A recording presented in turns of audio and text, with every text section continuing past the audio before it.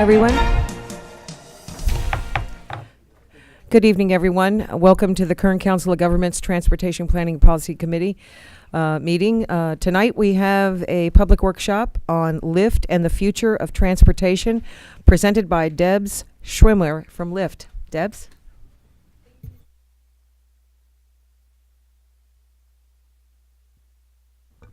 Okay. Great. Thank you so much, Mayor. It's a pleasure to be here tonight at the Kern Council of Governments. I have a certain affinity for MPOs and councils of governments. Before joining Lyft, I actually worked at the Sacramento Area Council of Governments at KernCoG up in Sacramento. So I'm very familiar with regional transportation planning, the creation of RTPs, and thinking about building a more sustainable transportation network across a region. But tonight I am wearing my pink mustache and representing Lyft. So I don't want to spend too long on the problem, since it's definitely something you're all familiar with, but quite simply, congestion is a major challenge in this state, and it's something that we're working on trying to address, but realizing that certain frameworks for how we solve these problems simply aren't working in the 21st century, and we think that there's a real opportunity using technology to address that. So there's definitely this disparity of our roads are very congested, and yet too many people are driving alone. You know, almost 80% of the seats in these cars are empty, and so they're underutilized, which presents this incredible opportunity to better match people headed in similar directions to ride together and take these single occupancy vehicles off the road. Now, at the same time, access to mobility is something that is not shared evenly across different demographics. And this is a problem because almost half of Americans lack access to public transit, and that greatly impacts their ability to access jobs. It reduces their access to education and to other necessities. And so in order to create more economic opportunity, mobility plays a big part of that equation. Now, part of this problem comes from this 20th century model, like I mentioned. You know, essentially, we're giving commuters two choices. There's the mass transit option that is the fixed transit routes. There's a fixed schedule. It might have a high frequency during peak hours, but it simply doesn't serve people well during those off-peak hours. And if you don't live near it, you simply don't benefit from it. Now, on the other side, there's car ownership. And based on the woman in this red convertible, you can tell she's having a lot of fun. Of course, in America especially, owning a car is considered freedom. It's enabling you to take a ride whenever you want, wherever you want. It's reliable, and it gets you there. And of course, the choice is really obvious for most Americans. They're choosing that red Ferrari and driving alone. But at Lyft, we're starting to realize, and have been realizing since we were created in 2012, that this model doesn't work. You know, this one size or two sizes doesn't fit all densities. It doesn't work in different land use environments. It doesn't work for the different types of transportation use cases of people trying to get around. And we think that there needs to be more of a spectrum of options, especially if we want to make it so that people don't have to own cars. And to be able to do that, we need to recognize that certain trips are best served by certain modes of transportation. Now, bicycling and walking fits into that for shorter trips. A service like Lyft, which might connect to commuter rail, is also part of the equation, as well as commuter rail. So I would just want to stress that Lyft sees itself as a complement to public transportation. You know, it can play a critical role in solving that first and last mile challenge and actually unlock ridership for new people that don't necessarily live near a transit station. So just taking a step back and sort of looking at this from the 30,000 foot level, Lyft was founded in 2012, and at the time, this form of transportation where when you have a smartphone and are able to request a ride at the tap of a button and summon an everyday person in an everyday car, these aren't for-hire drivers and private vehicles, to come and pick you up and take you where you want to go on demand in real time. This didn't really have a definition. It wasn't a taxi, it wasn't a limousine, and we really struggled in California and across the state. How do we define this new mobility option? So in 2013, the California Public Utilities Commission coined this new term TNC, Transportation Network Companies. And so if you've heard people talking about TNCs, I just want to clarify that does refer to this shared mobility service that Lyft and other companies represent. So the Lyft experience, for many of you, as I'm sure you've hopefully taken in Bakersfield or elsewhere, you're familiar with it. It's a mobile phone, it's on demand in real time. You're able to request a driver and they come and pick you up at your house and take you to wherever you're going, be that to the store, to your job, to a rail station. But it's not the only service that Lyft offers.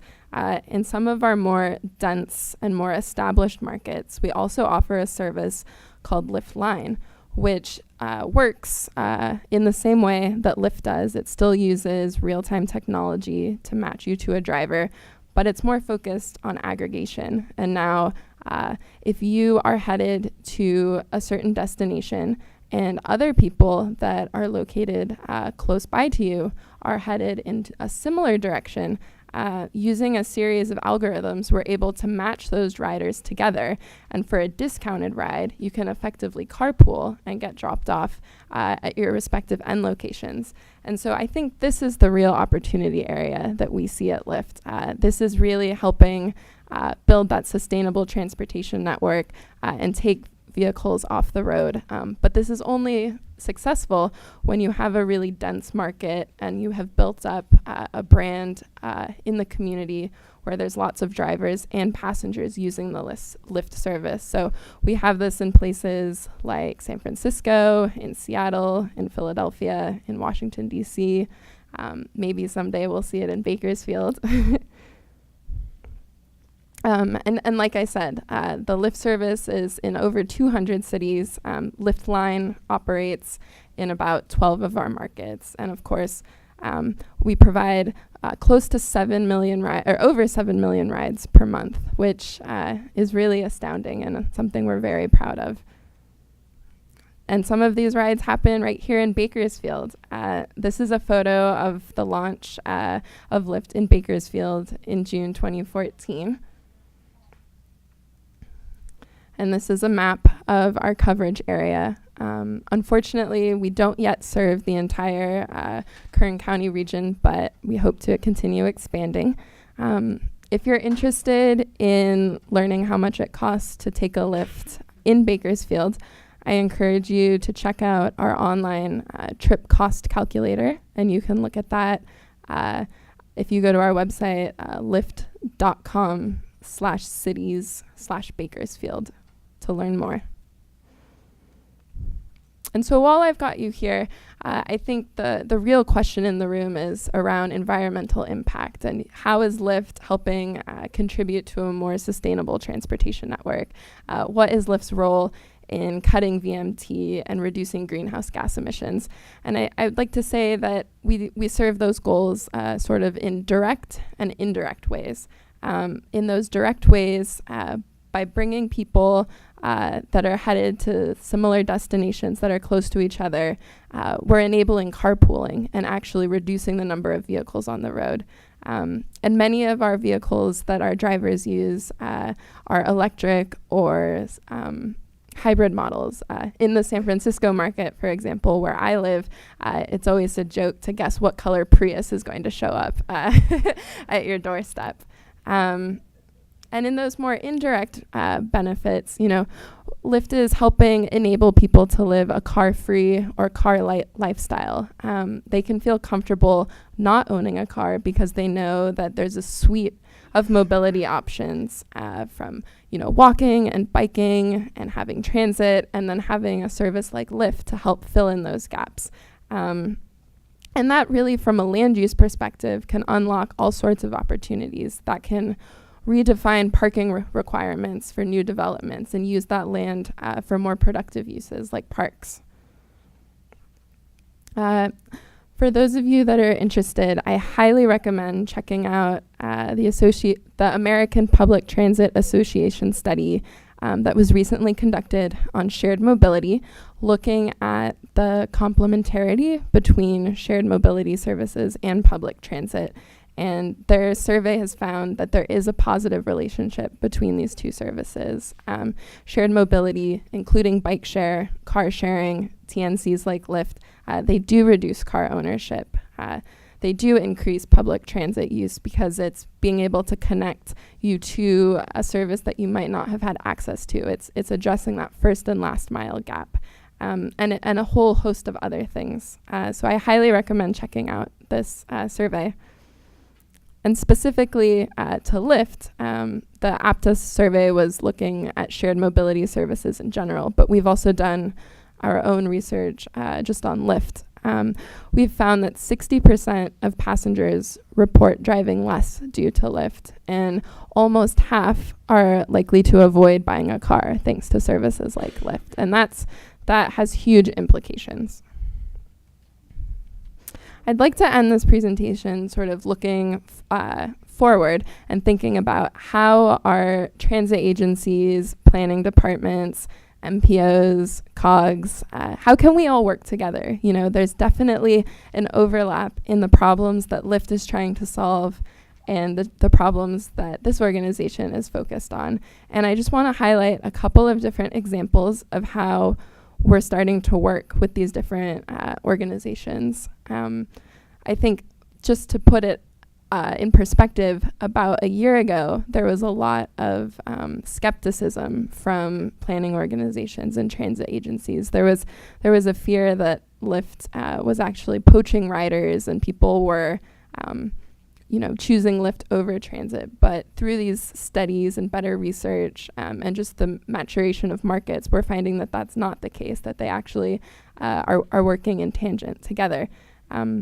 So the first way that we're looking at partnerships is around mobile app integration. And this is in areas where there might be a city has a transportation app that is used for trip planning or for purchasing a ticket.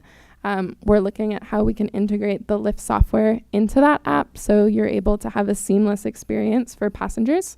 This is something that we've done in Dallas with DART. It's something we've done in LA with their Go LA app. Another area that we're exploring is subsidies in transit deserts. This is a way to offer Lyft credit to certain communities that don't have access to transit and can help subsidize their ride to where they're going.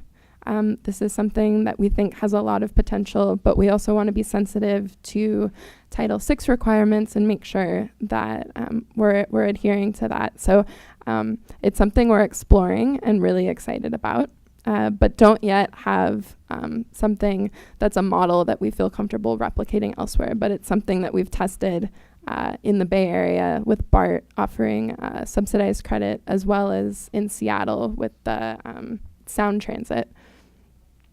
We're also looking at opportunities around paratransit.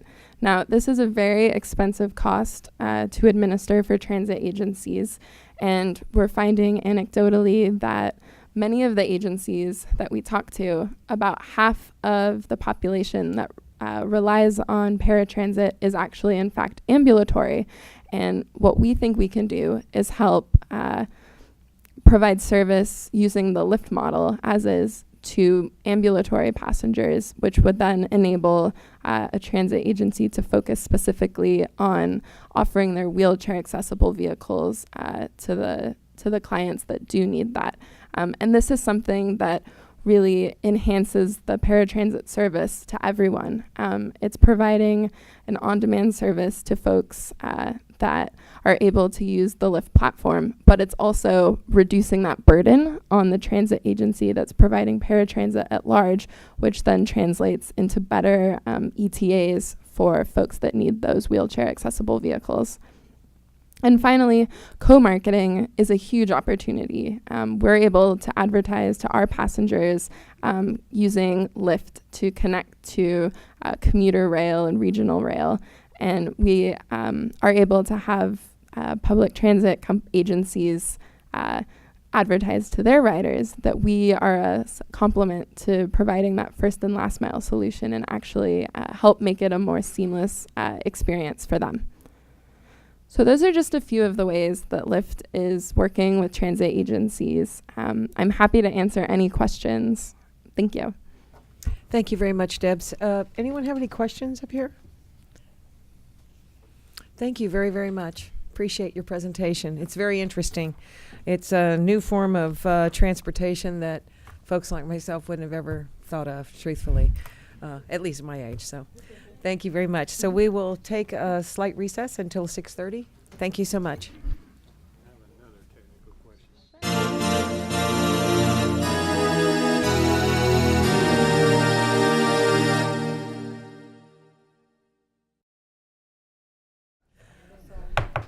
Good evening, everyone. Welcome to the Kern Council of Governments Transportation Policy Planning Committee. Tonight, we're going to have Phil Smith lead us in the Pledge of Allegiance. Please rise. Salute. Pledge. I pledge allegiance to the flag of the United States of America and to the republic for which it stands, one nation, under God, indivisible, with liberty and justice for all. Okay, roll call, please. Here. Smith. Wood. Here. Pasquale. Here. Wilkie. Here. Cantu. Lauer. Here. Crouch. Yes. Fire. Here. Smith. Here. Redmond. Here. Couch. Here. Scrivener. Here. Navarro. Here. Hunter. Here. Kern. Thank you very much.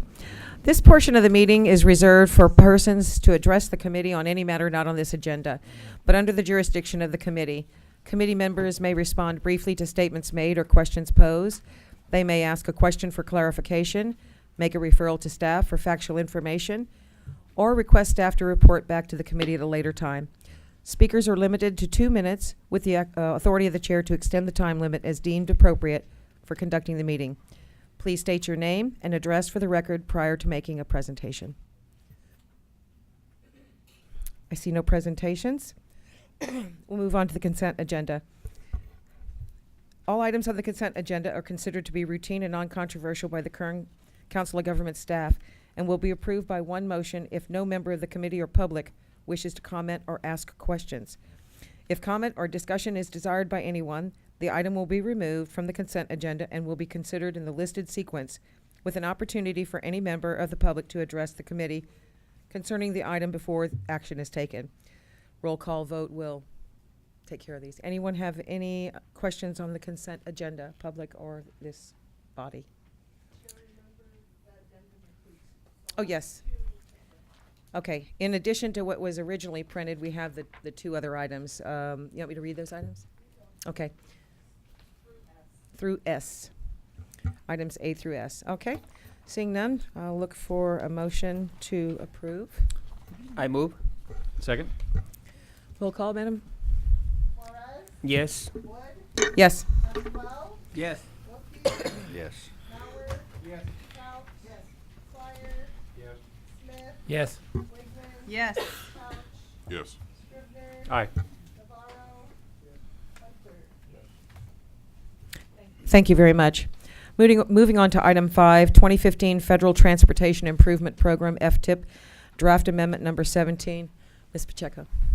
Good evening, Madam Chair and members of the committee. The amendment includes revisions to the State Highway Operations and Protection Program, the Safety Program, the Congestion Mitigation Air Quality Program, and the Transit Program. The public review period began on April 8th and ends on April 22nd. The KernCoG Executive Director will consider approval of the amendment on April 25th. State and federal approval is required. At this time, I ask that the chair please open the public hearing, allow for public comment, and then close the public hearing. Okay, I'm opening the public hearing. Anyone have any comments? Request a motion to close the public hearing. Motion. All in favor? Aye. Okay. Thank you. Moving on to item 6, KernCoG Low Carbon Transit Operations Program, LCTOP, Program of Projects for fiscal year 2015-2016 in the amount of $909,042. Mr. Snoddy. Thank you, Chair and members of the committee. At the January 6, 2016 Transportation Technical Advisory Committee, TTAC meeting, KernCoG staff issued a call for projects for a new low carbon transit operations program, LCTOP, in the amount of $919,042. Since then, at that same month, we brought it to you and approved the worksheet for the same amount of money. Since then, we've had 4 member agencies, smaller agencies, that were unable to meet the final dedicated project by application deadline. In that case, we're supposed to, by the LCTOP policy, we're supposed to take it back to the TTAC members and auction off the funds to other agencies. However, due to the fact that the time and deadline to do that was back in January, we're to the point where staff just needs to make a deal within the county to reserve the money for Kern County and not lose it to another region. This was a shotgun start in the first place back in January. We didn't have enough time to really get it out there, and the staffs that worked on this project worked on it diligently. And we had a trifecta of this round of funding. We had the annual TDA audits hitting them. We had triennial performance audits from the TDA requirements. In addition to that, we had 3 transportation development plans and a host of other TDA related programs that all of our member agencies had to participate. So therefore, we had to, 4 agencies were unable to come up with a project that was eligible for the LCTOP funding. And we made a deal with Kern Transit to use these funds. It totaled up to $77,000. The reason we went to Kern Transit is they operate facilities and they have an open project to improve facilities all over Kern County. All 4 member agencies in this program will receive benefits from the money through the Kern Transit program in facility improvements. So that's why we're here today. We just want to let you know we had to bypass the TTAC and come directly to the board. The action that we're asking you tonight is to approve the worksheet that we mailed out to you in your folders. The amount has not changed a single penny. We're just moving around the $77,000 from the member agencies to Kern Transit so we can retain it to the Kern region. And with that, I'd be happy to answer any questions. Thank you very much. Anyone have any questions in this group or the public? See no questions. Bless you. That would be a roll call vote. Motion. So moved. Second. Now roll call. Flores, Yes. Wood, Yes. Pascual, Yes. Wilkie, Yes. Bauer, Yes. Crouch, Fire, Yes. Smith, Yes. Wakeman, Yes. Couch, Yes. Scrivener, Aye. Navarro, Hunter. Thank you very much.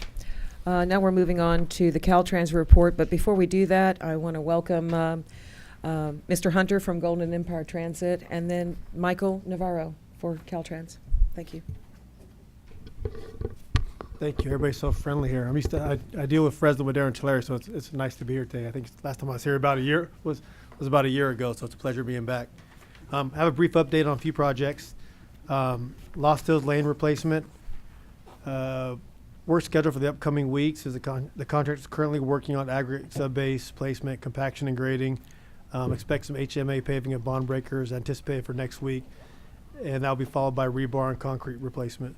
Anticipated completion date of that will be January 2017. That project's a little over 50% complete. Next project, Bakersfield Bridge Preventive Maintenance Project. This is on Route 204 from Golden State Avenue between State Route 99 and State Route 178 at various locations. The contractor anticipates starting HMA removal and unsound concrete removal on the various bridges, and that work will require some night closure. They also noticed there's some existing scour damage on various piers of the Kern River Bridge that's being addressed during construction. and we're working on getting the appropriate permits to do that work and additional design. That project is anticipated to be completed March of 2017. Sunny Lane pedestrian overcrossing, it's the State Route 178 at Sunny Lane pedestrian overcrossing in Bakersfield. Project is to replace the current pedestrian overcrossing. Currently, the contractor is working on the bridge fence. That project is 90% complete and expected to be complete this May. And the last project to report on is eastbound Sand Canyon, State Route 58 near Monolith at the Sand Canyon Road overhead to Cache Creek Bridge. Contractor is currently working on the approach slabs, and that's anticipated to be complete this June. If there's any questions you have of me or for Caltrans, I'd be happy to try and answer them for you. Thank you. Anyone have any questions in particular? Thank you very much, sir. Appreciate it. So, thank you. All right, moving on to the Executive Director's report. Mr. Hakimi. Good evening, Madam Chairman and board members. I just have a few items tonight. The next California Transportation Commission meeting will be in Stockton on May 18th and 19th. At that meeting, the CTC will be acting on the STIP cuts that we've talked about for the last 2 or 3 months. Recommendations to the CTC will be published tomorrow. Staff here at KernCoG has had several meetings with High Speed Rail, City of Bakersfield, City of Wasco, and City of Shafter over the last few weeks, and Mr. Snoddy from our staff attended High Speed Rail's board meeting today in San Jose. Just a few highlights. The High Speed Rail Authority has started construction in Kern County. There was a meeting held in this room on April 8th that was attended by the county, City of Shafter, City of Wasco, and KernCoG staff, where they held sort of a pre-construction meeting with all parties involved. Today at the High Speed Rail board meeting, the board acted on the business plan and incorporated many of the comments that KernCoG, City of Bakersfield, and City of Wasco and Shafter, many of the comments and suggestions that we had made. So the High Speed Rail has acknowledged that the stop just north of Shafter was not a wise idea, and they've changed it to a temporary stop if needed in the City of Wasco at the Wasco Amtrak station, which is good news. So the message was they heard us loud and clear. We told them why it wasn't a good idea. They agreed, and they listened and incorporated it into their new plan. May 10th, please mark your calendars if you're interested in High Speed Rail. The High Speed Rail Authority Board will be meeting in Bakersfield at the Bakersfield City Council Chambers. The meeting will be at either 9 or 10 a.m. And at that meeting, they plan to announce a preferred alignment and station location through Bakersfield. We will continue to work with all the cities and the county that are involved with High Speed Rail and High Speed Rail staff. And that's all I have on this agenda, Madam Chair, subject to your questions. Thank you very much. Anyone have any questions? And we're glad you're feeling back. Moving on to member statements. On their own initiative, council members may make a brief announcement or a public report on their own activities. In addition, council members may ask for a question of staff or the public for clarification on any matter. Provide a reference to staff or other resources for factual information, or request staff to report back to the council at a later meeting concerning the matter. Furthermore, the council or any member thereof may take action to direct staff to place a matter of business on a future agenda. Anyone on the council have anything to add? Seeing none, I'll move to adjourn this meeting. All in favor? Aye. All right, thank you very much. Moving on. Welcome to the Kern Council of Governments regular meeting. We don't need a roll call at this point. We have everyone. Thank you. Tonight we have public comments. This portion of the meeting is reserved for persons to address the council on any matter not on this agenda, but under the jurisdiction of the council. Council members may respond briefly to statements made or questions posed. They may ask a question for clarification, make a referral to staff for factual information, or request staff to report back to the council at a later meeting. Speakers are limited to 2 minutes. Please state your name and address for the record prior to making a presentation. All right, seeing no public comments, we'll move on to the consent agenda. Opportunity for public comment. All items on the consent agenda are considered to be routine and non-controversial by the KernCoG staff and will be approved by one motion if no member of the council or public wishes to comment or ask questions. If comment or discussion is desired by anyone, the item will be removed from the consent agenda and will be considered in the listed sequence with an opportunity for any member of the public to address the council concerning the item before the action is taken, and this will be by roll call vote. Anyone from the public or council? Okay, look for a motion to approve. Move. Second. Okay, roll call.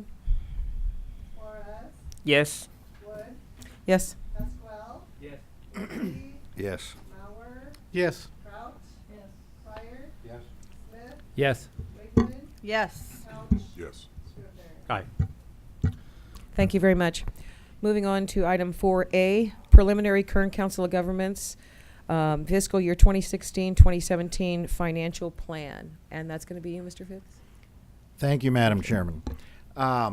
Last month, you may recall that I delivered what I think we can all agree was just a scintillating presentation on our overall work program. At that time, because we wanted to highlight the OWT, we did not bring you the financial plan that actually funds it, so we're doing that this month. You've actually seen this once before back in January. This is our preliminary version that estimates about $5.5 million in $5.6 million in revenue next year, with estimated expenditures about $4.8 million. About $2.6 million of the expenditures are in personnel, roughly another $1.6 million in consultant services, so for the major expenditures.